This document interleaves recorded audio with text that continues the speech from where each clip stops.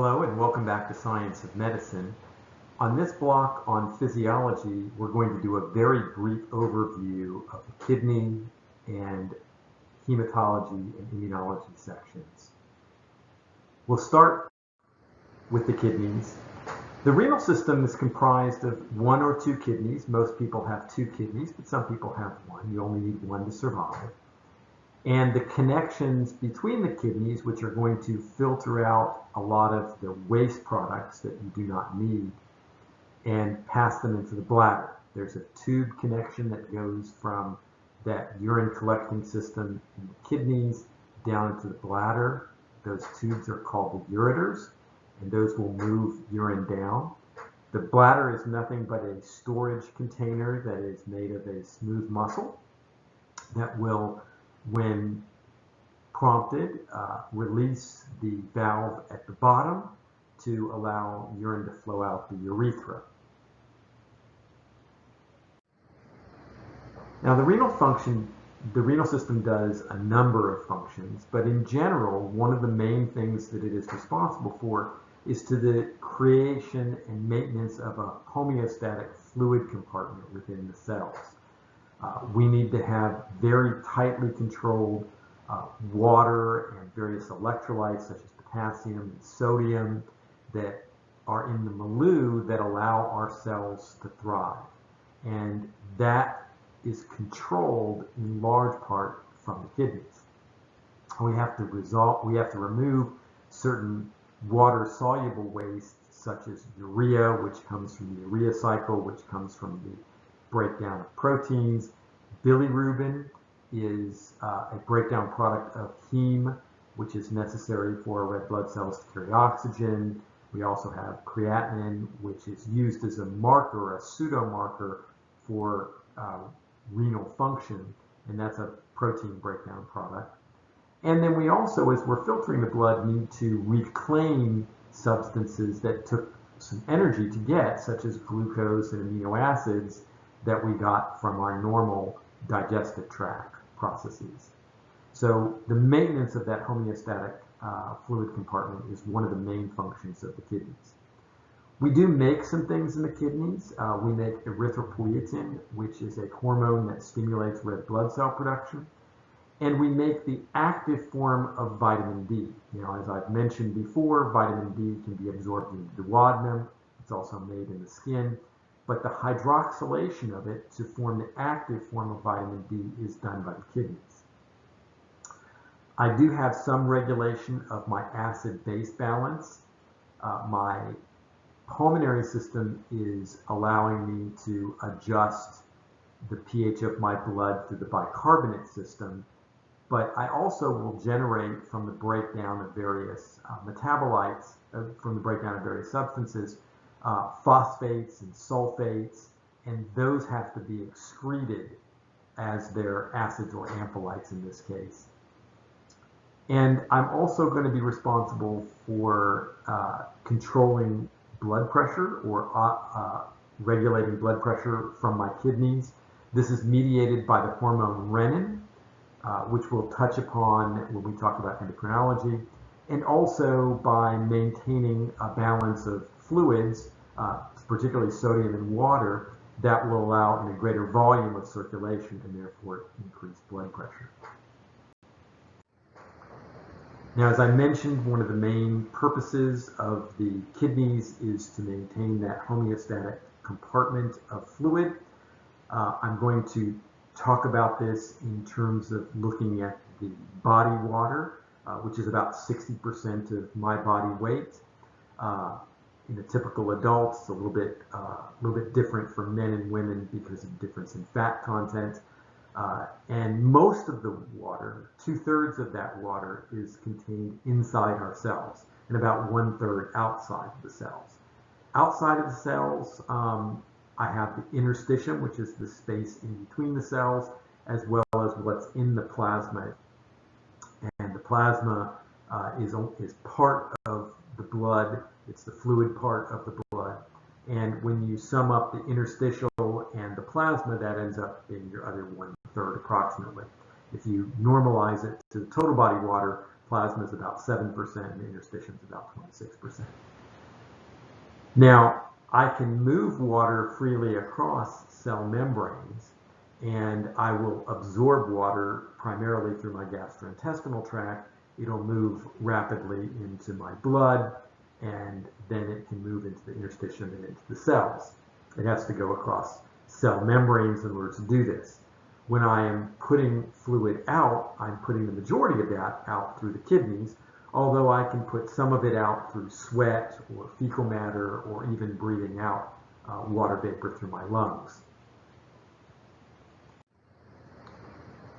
Now remember that the movement of water is going to go based upon osmolarity, and an osmolar particle is going to hold on to fluid. So the driving force for having water movement has to do with the osmolarity. There's a small distinction that we typically will measure by freezing point depression, the osmolality, which is kilograms of solvent as opposed to liters of solution, but for our purposes we'll use them interchangeably. So I have many different types of particles that can hold on to water. I have proteins such as albumin, which is a main determinant of holding on to fluid, but I also have other small molecules and ions. Inside the cells, potassium; outside the cells, sodium are critical. And in fact, there's a very simplistic formula that we can use to calculate what that plasma osmolarity is based upon concentrations of the major constituents that are determining that plasma osmolarity: glucose, blood urea, nitrogen, and sodium. So my kidney is made up of several parts, and in this block I'm going to talk very superficially about these blocks about these parts. In the fourth block of this course, we'll talk in detail about how this works. But if I look at a cross-section of my kidney, I notice that it has an outer layer or cortex and an inner layer or medulla. And I have about 1 million nephrons, these small fundamental units that are carrying out the functions of the kidneys.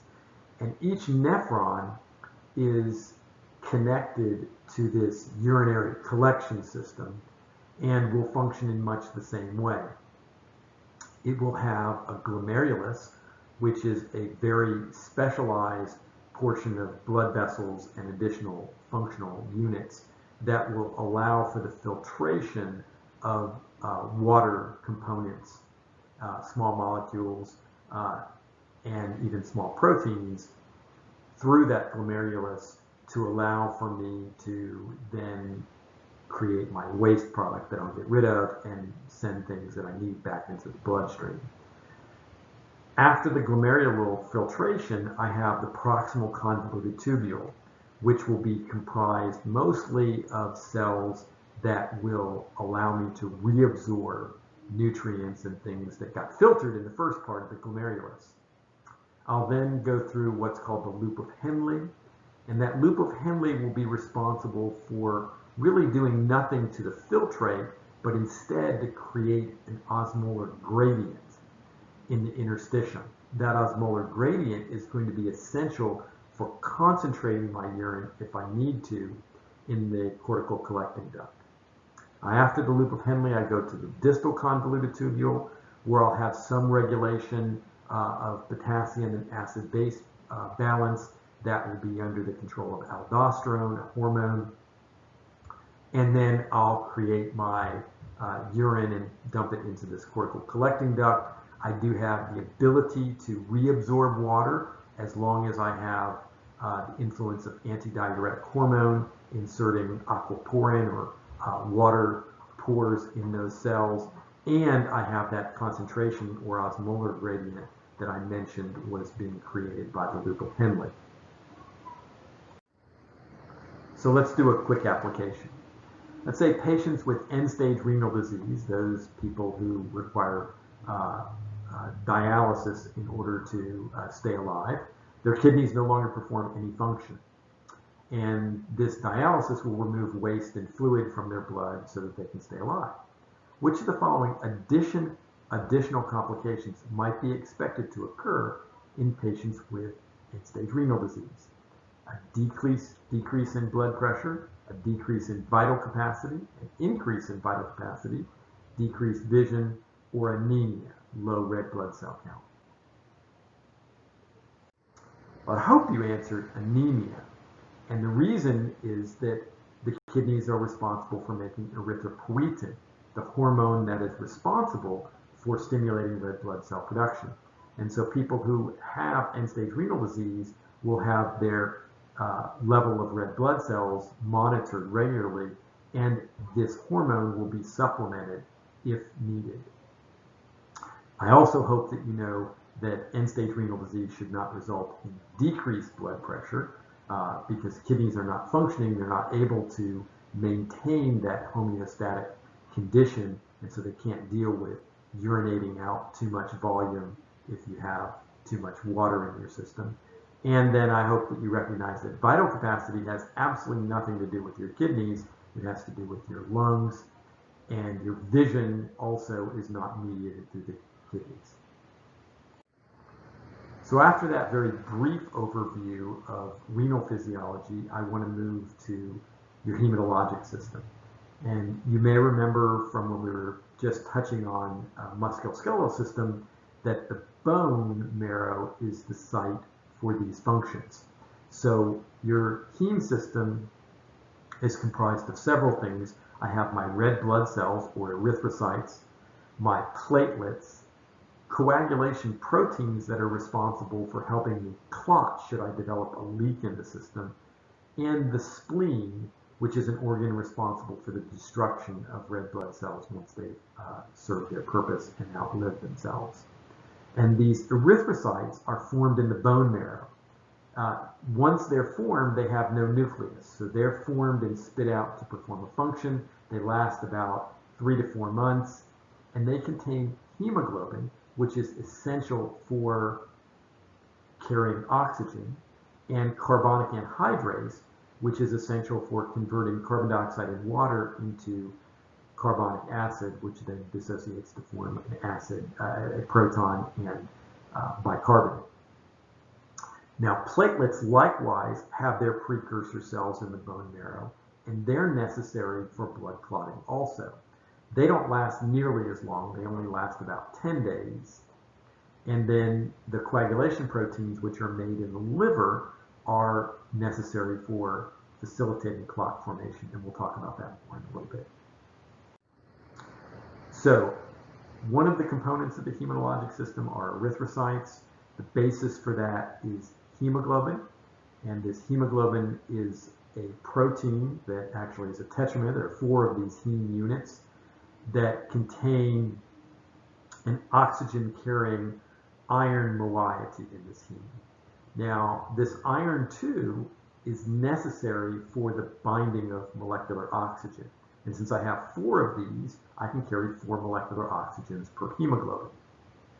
In order to make this hemoglobin, I need to have iron in the 2+ oxidation state. If I don't have enough of this, I will not be able to make erythrocytes, and so I will have an anemia. It turns out morphologically, when you look at these under a light microscope, they're small and pale, so I call this a microcytic small cell anemia. There are many other things that can also cause a microcytic anemia. I also need vitamin B12, if you remember that comes from red meat, and folate that comes from green leafy vegetables. And those are necessary as cofactors for various enzymes necessary in making this porphyrin ring. And if I have a deficiency of those, morphologically, I get large red blood cells, or macrocytic anemia. So I can have problems with the synthesis of heme that leads to either a microcytic anemia or a macrocytic anemia. I also will have the hemoglobin chain, these proteins that are off of this, alpha, beta, gamma, and delta, and I can have variations in that that lead to anemias, and we'll touch briefly on that. So, I'm going to make my erythrocytes in the bone marrow. Most of the process for making my porphyrin and my heme is occurring in the mitochondria, and the iron is transported around your body with transferrin, which is a very high affinity for iron transport protein in the body. The reason for that is because bacteria also need iron, and so if they can sequester that iron, they can grow, and you don't want that happening in your blood or body. The globin chains are synthesized on the ribosome, so the other part of that is of the hemoglobin is going to be synthesized to protein on ribosome, and as I mentioned to you, that requires both the vitamin B12 and the folate. Now, the membrane of the red blood cell is a lipid bilayer, and it only has a few structural proteins, very, very few things that are inside the erythrocyte. And that protein allows for an ultimate flexible 8-micron diameter biconcave disc. Now, the reason for that flexibility and that biconcave shape is so that it can deform and pass through those capillaries, which are smaller than 8 microns, generally about 4 microns. And so I need to be able to push them through. And the failure, one of the ways that the red blood cells or the erythrocytes will actually outlive their usefulness is these structural proteins will break down, and then my erythrocyte will become a sphere, and that's too big to pass through these capillaries, so it's actually filtered out in the spleen. Now, the mature erythrocyte, I've got the hemoglobin, the plasma membrane, the cytosol with those few structural proteins, the sodium, potassium, ATPase pump, but no nucleus. I'm not reproducing. I'm making the bone, I'm making in the bone marrow the erythrocytes, so they're not reproducing in your bloodstream. And like I said, they last about 120 days or so before the spleen will destroy them. I mentioned briefly about types of anemia. Here is a light micrograph under a microscope of a microcytic anemia. Most of these little cells are erythrocytes. You do see here and here this larger cell, which is a white blood cell, type of white blood cell, and you see some fragmented, you see these tiny little purplish kinds of fragments, which are your platelets. But what I want you to notice is these erythrocytes are smaller than these white blood cells by quite a bit. And if I compare that with a macrocytic anemia, where here is my white blood cell, and it's actually fairly small, or excuse me, the erythrocyte or the red blood cell is actually larger. It's not larger than the white blood cell, but it's larger in comparison to those microcytic. And that's where we got those terms from. So, if I have too few erythrocytes, I have what's called an anemia. And I can get that anemia from lots of different causes. First off, I could make too few red blood cells. And that could be a problem, as I mentioned, with iron deficiency, which would lead to a microcytic anemia, B12 or folate deficiency leading to macrocytic anemia, although there are other causes of both microcytic and macrocytic anemias. It could be that I don't have erythropoietin. Maybe I have kidney disease, and I'm not making enough of that hormone to stimulate the bone marrow cells that make the erythrocytes. Or I could have a problem in the bone marrow itself. I can have what's called an aplastic anemia. That is where the cells that make the erythrocytes basically die and are not functioning. Or I can have something infiltrate those so that the cells die or can't make the red blood cells. So anemia, too little erythrocytes, can be because I don't form them fast enough. It could be that I destroy them too fast, and these are called hemolytic anemias, hemolysis, breaking apart. And this goes into several different categories. I've given a few right here. One of them are membrane problems. There is an inherited called hereditary spherocytosis. As I mentioned, you have these structural proteins in the erythrocyte to make this biconcave disc so that it can fit through the capillaries, but some people don't have this ability to do this, and they create spheres, and those get destroyed in the spleen. There is a glucose 6-phosphate dehydrogenase deficiency. This is also hereditary, and what happens is that it renders these red blood cells susceptible to oxidative stress. So if you happen to have a deficiency of this glucose 6-phosphate dehydrogenase, then under times of stress, such as illness, or eating fava beans, a type of bean, or taking sulfa drugs, you can then hemolyze some of the red blood cells that you have. Sometimes you have an autoimmune process, that is where your body will make antibodies that will actually attach to the red blood cells, and that will then facilitate their destruction in the spleen. I sometimes will form abnormal red blood cells. These are the genetic hemoglobin disorders such as thalassemias and sickle cell disease. And that will cause an anemia because it will cause for their destruction. And then I could just simply lose blood by having some sort of bleeding going on that can also cause anemia.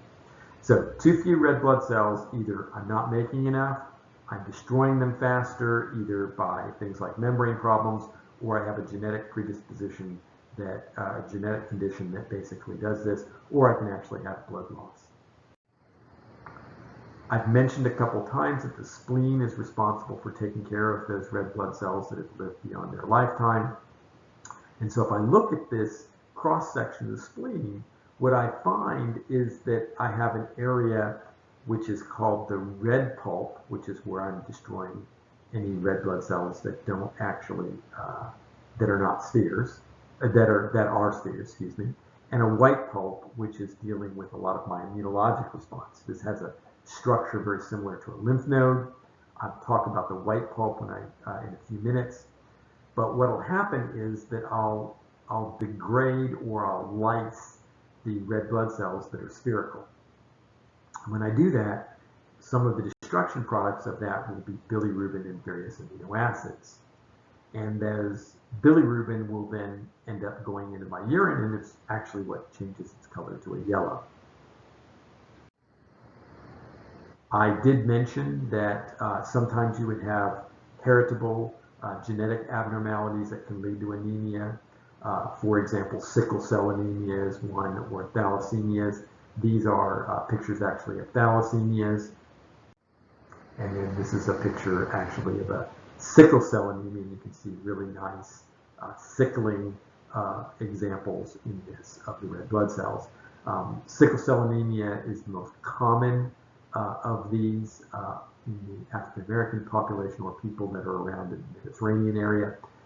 It was protected somewhat against certain kinds of malarial infections, but it also has this side effect in terms of this: when you have very low oxygen levels, a defect in the beta chain causes the hemoglobin to polymerize, and that causes very, very painful sickle cell crises that can even be life-threatening or life-ending.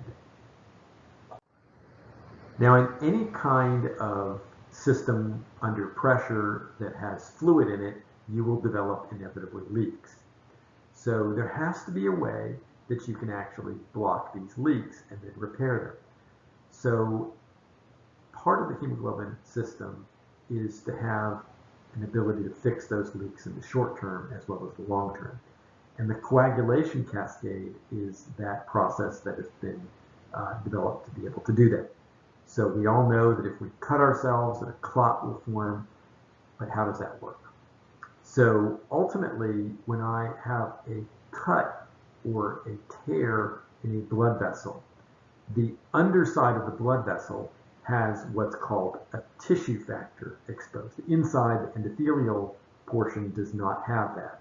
And that tissue factor on the underside of the cell walls of your capillaries or blood cells, blood tissue, will actually activate your platelets. And that activation of those platelets will lead to the formation of a fibrous clot. Now, if I had all the components that were making clot floating around, then I would clot everywhere, and that's a problem. So what I do is I have precursors. So I have not fibrin, which is what is necessary for me to help make that clot along with platelets, but I have fibrinogen floating around in my bloodstream. And fibrinogen itself will not clot, But when I have thrombin necessary to make fibrinogen into fibrin, then I can't have that. But if I had thrombin floating around in my bloodstream, then fibrinogen would be converted to fibrin and that would make a clot. So I have prothrombin floating around in my system. And prothrombin, when it's activated by factor 10A, is what will initiate, or is what will continue that clot formation. But if I had factor 10A, then I would also form thrombin, and that would form fibrin and form the clot. So I can't have 10A, I have the deactivated form 10. If I work backwards along this process, I find that I need to, in order to basically get activation, have access to those activated platelets from that tissue factor. And so I have several factors that are involved in this. Sometimes people will break this down into what's called an intrinsic and an extrinsic pathway, and we have different ways of measuring the amount of time that it takes to activate those. But for this purposes of this class, we won't go through that detail. So I have a blood vessel, I break it or rupture it or cut it. It exposes on the exterior side tissue factor, which allows for platelets to become activated. When that happens, there is a coagulation scheme that ultimately leads to fibrin being deposited at that leakage site and then forming a clot. As time goes on, that clot will be repaired by other cells, or that blood vessel damage will be repaired by other blood cells, and the clot will go away. So it turns out that I can measure things like the prothrombin time, which is a measure, sort of indirect measure of the prothrombin concentration. I normalize this to what's called an international normalized ratio, which, if everything is the same as everybody else's, the INR will be 1. If it's more likely that you will bleed, then the INR will be elevated. And remember that since all these coagulation cascade proteins are in the liver, synthesized in the liver, that if you have liver problems, you're going to have bleeding problems because you're not going to have these things necessary for clotting. There are reasons sometimes that we want to put people on blood thinners. Blood thinners can help us decrease the chance of having clots. Sometimes a person would have a blood clot. Sometimes there would be a higher risk of having a blood clot, such as irregular heart rhythms, such as atrial fibrillation. And so what we do is we try to affect this coagulation cascade at various parts. We have a thrombin inhibitor, a direct thrombin inhibitor. We have 310A inhibitors. We also have things such as warfarin, which are involved in several of the factors in this coagulation cascade early on. And we also have a process to remove clots. Plasmin is also present so that we form clots and make clots. Under most conditions, that ratio changes slightly depending on whether you have too much clot or too little clot, but that's the basic idea behind our system. Let me give you an example. Let's say a patient with hereditary spherocytosis is jaundiced. That is, they appear yellow in the white part of their eye. Why is this? Vitamin B12 deficiency leading to lower bilirubin usage, increased destruction of red blood cells leading to higher bilirubin production, iron deficiency anemia leading to higher bilirubin production, or reduced synthesis of globin change leading to lower bilirubin usage. So bilirubin is the constant, that's what appears. The yellowing is from that buildup. So which of these do you think it is? Hopefully you recognize that with a spherocytosis, that the spleen is going to lead to destruction and premature destruction of those red blood cells. The more you destroy those red blood cells, the more bilirubin will build up, and therefore you can become jaundiced. It is one of many different reasons that you can become jaundiced, but this is an example. All right, let's move on to the immune system. The immune system is comprised of two separate systems. There is an innate or a non-discriminatory side and an adaptive side. The non-discriminatory side tries to protect you from any pathogen. It doesn't say whether it's a bacteria or anything else. It just is trying to protect you from this. And these are things like barriers, like skin and mucosa, cilia that move things away, for example, in your respiratory tract, move things so that you can cough them up or swallow them. Physiologic barriers, like pH in your stomach. When you ingest something, pH is around 2 in your stomach, and so that kills most pathogens. Temperature is another way of retarding growth, so that's a physiologic barrier. There's a series of proteins that are made by the liver called complement, and these have a way of leading to the destruction of various kinds of pathogens in your body, such as bacteria. We have phagocytic cells that indiscriminately will phagocytose or eat or consume and then place on their cell surface pieces of those cells that they've eaten that are part of that phagocytic process. So when you have some sort of an infection and then you get pus afterwards, that is a reflection of those white blood cells that have given their life, if you will, so that your body is safe from that infection.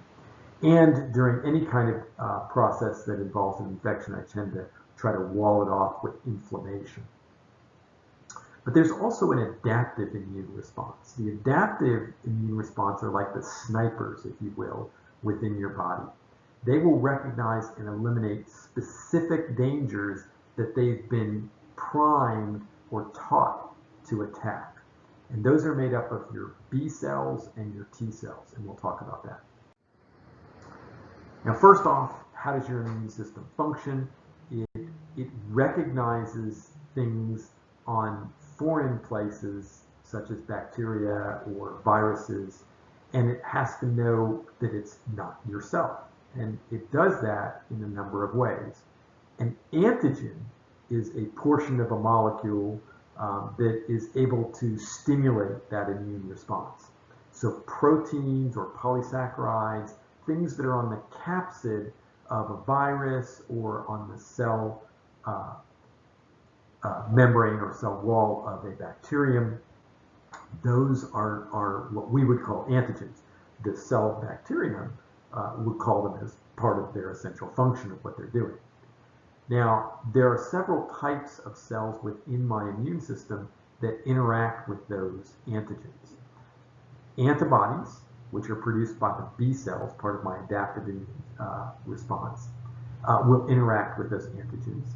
And there are several different kinds of antibodies. And then antigen-presenting cells, B cells, phagocytic cells, dendritic cells, those will ingest or engulf that foreign material and then chew it up into small pieces and present that onto the surface of its cell so that other cells, namely T cells, can interact with this and know, hey, look, I have a pathogen. Kind of the Middle Ages form of if your enemy attacks you and you win, you cut off the enemy's head and you stick it on a pike outside your castle to show, hey, I've seen you before, don't come in here, you're going to get killed. As I mentioned, part of the innate immune system is complement. I mentioned that this is a series of proteins, they're made by the hepatocytes, and ultimately it leads to lysis of cells, both bacteria and viruses. It's non-discriminatory. It also will coat the surface of certain things, which will promote phagocytosis by those antigen-presenting cells. Also will help facilitate clearance in the white pulp of the spleen. And it also will augment the immune response. When it actually has various cleavage products, you can actually have those serving other purposes that will be essential to the immune cell function, or to the immune system function. Now, how do you know what's your cell and somebody else's cell? So the first thing is that most cells in the body have on their surface what's called an MHC, major histocompatibility type 1 complex. And almost all the cells in your body have this. And it says, it's you, it's me. You know, don't initiate an immune response. This is a cell that's supposed to be here. And the adaptive immune response has, as part of its training, it has the requirement that it recognize this MHC type 1. And if it doesn't, then that cell doesn't get released ideally into the system. Now, there are autoimmune diseases where this breaks down, but this is the normal system. An antigen-presenting cell, like I mentioned, the macrophages or dendritic or B cells, when they engulf, they present foreign antigens on an MHC type 2 complex. This is what we're going to be able to tell my T cells, look, this is foreign. It's not supposed to be here. Go find it and kill it. So if I look at that adaptive immune response, I have B cells and T cells. Now, B cells are the ones that produce antibodies, and they are producing antibodies to very specific antigens. So I have to prime it. When you vaccinate yourself, you are giving yourself pieces of or a live attenuated, which is a reduced virulent strain of a particular virus. And that way your immune system recognizes it. Or you go old-fashioned and you just simply get the disease, and when you get the disease, your body learns it across a couple weeks, and then the next time you see it, you actually be able to mount an immune response. So B cells are part of that adaptive response, and they make antibodies. Now, they're made and mature in the bone marrow, which is why they're called B cells. And they do several things. First off, they make these antibodies, and there are several classes of those antibodies. And they also secrete small molecules that stimulate the immune system further. Those are called cytokines. Now, the antibody classes are IgM, which is the first antibody that I make. It's normally made across the first 1 to 2 weeks, but that wanes as I go on because that will be converted to IgG, which is by far the majority of your antibodies. And this helps you remember, after some period of time, that you've seen this before. These also are the antibodies that can cross the placental barrier. Now, IgA is a specific kind of antibody that is secreted in things like the gastrointestinal and respiratory tract, also the urinary tract and breast milk, and it's there to trap antigens. IgE is mostly used for parasitic worms in the past, but since we don't generally have problems with parasitic worms, it ends up that they mediate hypersensitivity reactions, which are allergic reactions. And IgD, we didn't know much about. We know a little bit about them now. It involves B cell activation, but we really don't have a complete understanding of that. Now, those antibodies are composed of proteins that are made up of what are called heavy and light chains based on their molecular weight, and they have a constant and a variable region. So it's got these big heavy chains and these little light chains, and they form a little pocket right here, an active site for binding. I'm trying to show here that only this right here looks like it would actually bind properly. So of all these antigen little pictorial shapes, this antibody is designed to only allow one of them to be recognized. That is, an immune response will be generated only for this yellow hemispherical kind of thing. And once that turns out to be activated, I can produce lots and lots of these antibodies that will trap this pathogen and ultimately lead to the a destruction of that cell. Now, the T cells are the other part of your adaptive immune response. And T cells come in a couple flavors. T cells, you may have heard CD4 or CD8. Those are the cells that interact with those antigen-presenting cells with that MHC2 type receptor. And they are also made in the bone marrow, but they mature in the thymus, a gland that is normally up at the top of your chest here. That's why they're called T cells, because they mature in the thymus. And they're responsible for directly destroying infected cells. So they can induce programmed cell death. For example, let's say you have a viral upper respiratory infection. Those cells are identified as being infected, and so the T cells will come come along and induce programmed cell death in those so that those cells die, the virus can't replicate, and the infection goes away. They also secrete cytokines. And so, when you have that fever as a result of being sick from an upper respiratory infection, that fever is produced by the cytokine IL-1, and that makes you feel bad. So a lot of the times when you feel bad as you're fighting off an infection, it's actually showing that your immune system is working. So let's do an example. Suppose we have the Norwalk virus, which is a very common cause of many cases of what we call viral gastroenteritis. You get nausea, vomiting, and diarrhea. Which of the following would be an example of the body's adaptive immune response to this virus? Low pH in the stomach, inflammation in the mucosal surface of the GI tract, secretion of IgA in the GI tract, or fever. So I hope you saw secretion of IgA in the GI tract. While all of these can be associated with helping protect you, the only one in the adaptive immune response, that is, involving B cells or T cells, is IgA. All of the others are part of the innate or non-discriminatory part of the immune system. All right, I will see you shortly, and we will talk about additional physiology.